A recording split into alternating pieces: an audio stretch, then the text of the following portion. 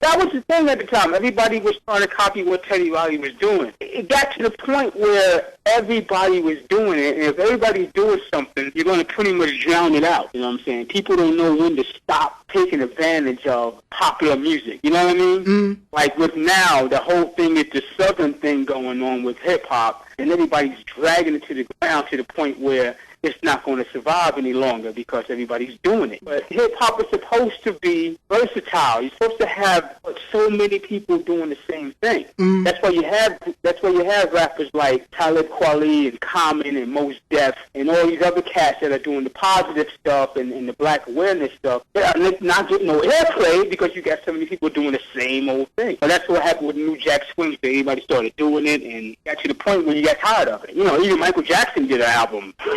Jackson too, you know what I'm saying? So that's the one thing I appreciated back during that era. You know, now I'm 23, so I was like real little when everything was popping. It was like back then you used to break your neck and run home to try to watch Rap City and Young TV Raps. Yeah. Because you could see so much different things, you know what I'm saying? And everybody wasn't all about, like, in 94 when hip-hop came full circle back to New York because of Biggie Smalls bringing it back, everybody was doing the whole player thing, you know, the Versace and the Versace glasses, and that was cool, but then at the same time, you had other cats doing something else, you know? You had Wu-Tang being grimy, you had Nas being from the street, you had so many other cats doing something different. Now, we're in 2009, you don't have that. Everybody's relying now on the thing that T-Pain is doing. What do you call that? Auto-tune. Auto-tune. So now everybody's doing this auto-tune thing, and, you know, like I said, when you do stuff too much, you kind of drown it out, and people get tired of it real quick. Yeah, because it kind of seems like with the industry, they want you to be creative, but they really want to stick to what's going to make them the most money and protect that bottom line. Right, exactly. And you know, and the worst thing a cat could get on a radio or a TV show and say is, I don't do this for the money. You know, you got to be a damn fool to sit up there and say you're not doing this for the money, because why else are you doing it? Once your record gets played on the radio, you're no longer underground. You mainstream now. You know, so record companies tell you in a minute, we're putting all this money behind you. We expect you to make money. There's no way you're not doing this for the money. You know what I mean? And it was after the On and On album, 1991, Mac Daddy, and it was right around that time that Marky D decided to leave and do his own thing. You know, him and Corey Rooney hooked up and started doing production work, mainly on Mary J. Blige, What's the 411. He did his own album with Free, Marky D and the Soul Convention, and Menagerie. And I was listening to some of those cuts that he did on Mary J. and Menagerie on his solo album, and I'm like, hot heat. I think he was pretty much kind of slept on as a producer. Yeah, like you said, a lot of people overlooked what him and Corey was doing, because you got to remember at the time, Teddy Riley's name was still out. Puffy was about to blow up. A lot of people didn't know Mark did some of these joints. You know, I had to really tell them Mark did these songs. You know, people within the industry, they automatically knew, and some people in radio. But a lot of people didn't know Mark was even doing these songs. I mean, it was a lot of sampling. At the same time, you know, with the whole Mary J. Blige thing, she was so talented, she took away from the sampling. So you didn't know it was really a sample because she had such a powerful aura about herself. She was this woman this young girl who came from the street, and pretty much, you know, she brought that whole vibe to the young girls who were coming up and the young women who were, you know, at the time who were just listening, needed something new, because you're coming off that Anita Baker kind of generation. You know what I mean? Mm. Now you needed something new to bring it in. And Mary J. Blige came in she was in the right place at the right time. Mm. And of course, Mark and Corey doing her work for her, and they bringing that street element to her. You know, it pretty much is a good combination. Before Biggie brought the East Coast back, why do you think the East Coast was in a dry spell when the West Coast was pretty much taking over? We got into this whole thing on the East Coast where everybody, you know, Public Enemy was such a driving force in hip-hop that they encouraged so many people to stop talking about the guns and the drugs and the jewelry and started putting on the black medallions and putting their black fist up and saying, I'm proud to be black. That's cool. You know, I'm for that 100%. You cannot play around with your culture, though. You cannot take your culture and say, hey, I'm going to make money by saying I'm pro-black. You're either going to be that way, like Public Enemy and KRS-One and, you know, a couple of other cats are, like Poor Righteous Teachers, or you're going to just do what you've been doing, you know. So I think what happened, like I said, the New Jack Swing, it drowned out so quick with the whole pro-black thing, and West Coast just pretty much just came in and said, all right, y'all doing your whole pro-black thing, you know, you're doing your little X-Clan, Public Enemy, KRS-One thing. We're not doing that. They're showing you what comes from the streets. They're showing you where we come from. So they came in and snuck in and just took hip-hop over.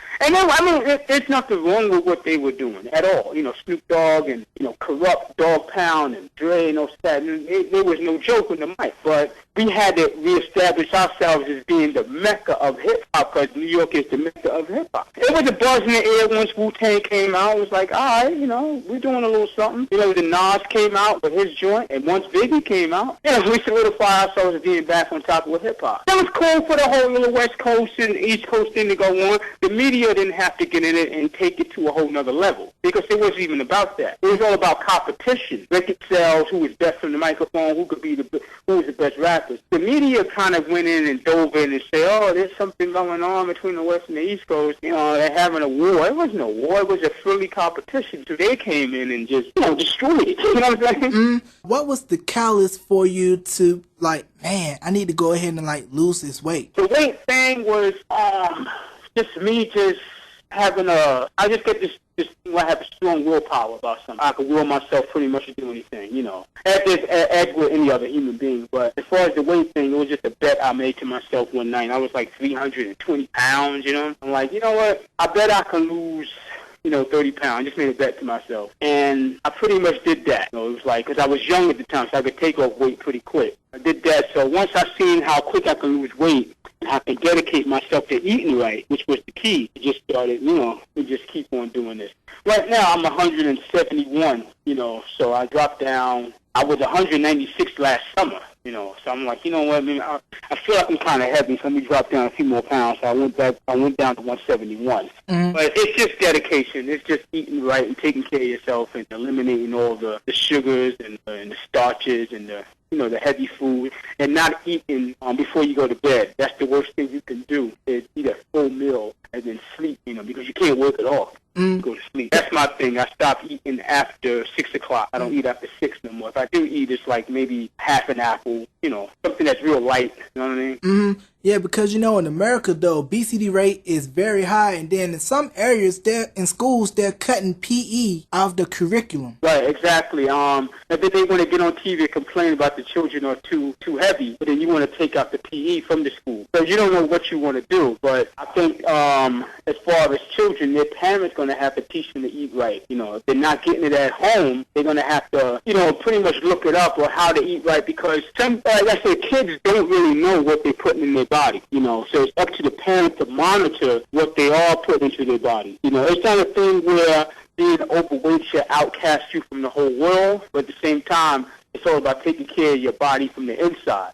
Because you could be overweight and still be healthy, you know what I'm saying? But, so, you know, you just got to monitor the kids a little more careful, because they don't know what they're putting inside their body. Then in December 95, Buff, you know, passed away, you know, of a heart attack, and that was a devastating loss, you know, with Buff passing. And how did his passing affect you and Mark, by you guys being so close and being around each other a whole lot? Buff passing away, it just hit you like a ton of bricks, because, you know, he was young, you know, first of all. Second of all, he was like full of life, and I can remember just going to his house. We was working on a lot of music, you know. At the time, we were just doing so much different kind of music and trying to put together an album as far as a reunion album, 3. And, you know, I went there that Friday, and we talked for a long time. And when I left his house like maybe like 9 o'clock that night. I just had this strange feeling just came over me. I don't know what it is to this day. Just this feeling just came over me that something was wrong. Something was about to happen. You know what I mean? And